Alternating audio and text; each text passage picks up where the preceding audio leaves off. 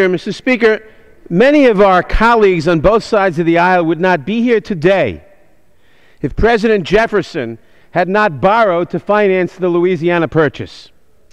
Mr. Speaker, this bill promises all the fun of a constitutional amendment without actually amending the Constitution. It simply says that the United States should default on our debts and destroy our economy if we don't amend the Constitution.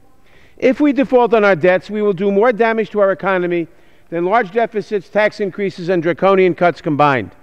Right now, we enjoy very low interest rates because we are still the most stable, reliable, and wealthy country in the world.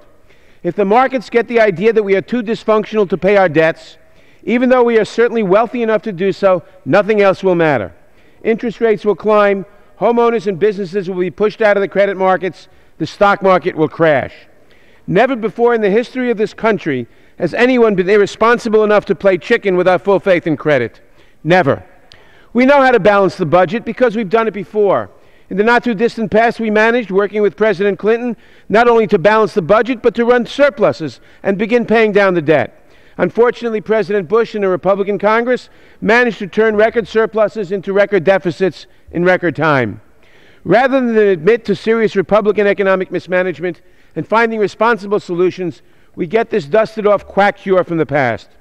The so-called balanced budget amendment requires a balanced budget much sooner than does the Republican budget that the House recently passed, the one that abolishes Medicare and turns Medicaid into a block grant.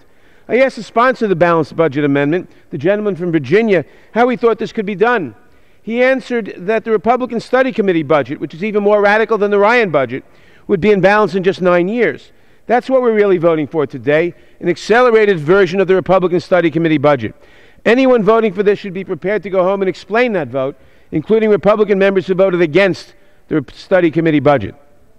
Economists have long known that in good times you should balance the budget and pay down the debt, but that in times of recession, when tax revenues plummet and the economy contracts, you have to spend money on unemployment insurance and to put people back to work. You must run a deficit to get the economy going again. The balanced budget amendment would force us to do the exact opposite and turn every recession into a depression. And this constitutional amendment does a whole lot more than require a balanced budget. Many of its provisions simply cement into the Constitution the policy preferences of the current majority and bind our children and grandchildren to those preferences. The two-thirds requirement, for example, to increase revenues would have the perverse effect of allowing special interest tax loopholes to be slipped into law with a majority vote, but would require a supermajority to repeal them. This is not just antithetical to a balanced budget, but it would also cement the most corrupt aspects of our tax code into the Constitution. The amendment would also require a two-thirds vote for any budget that exceeds 18% of GDP. The CBO tells us that outlays have averaged close to 21% of GDP over the past 40 years. Federal outlays have not dropped below 18% since 1966. That is, since the enactment of Medicare.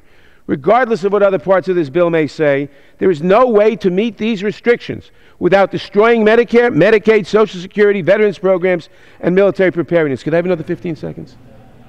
All right, I yield to the gentleman 10 seconds. Okay, Joe. Thank you. That's just arithmetic, and no amount of rhetoric will change it. The real problem is that tax revenues have declined from 20.5% of GDP in 2000 to 14.5% of GDP because we no longer tax the millionaires, the billionaires, and the large corporations the way we used to. Let's start doing that, and we can have a balanced budget without phony constitutional amendments which promise balanced budgets without showing how, but do protect the millionaires from paying their fair share. I yield back.